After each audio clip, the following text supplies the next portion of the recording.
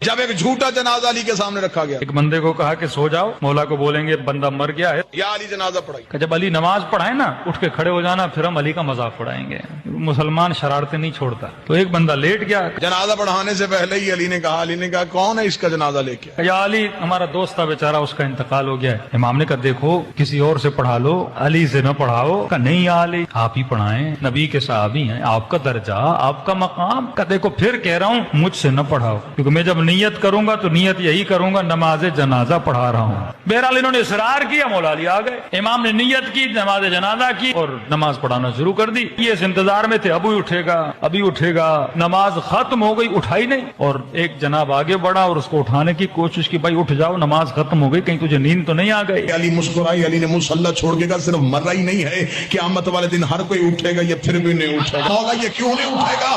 فرمایا اس کا بدن نہیں مرا، اس کی روح ہی مر گئی۔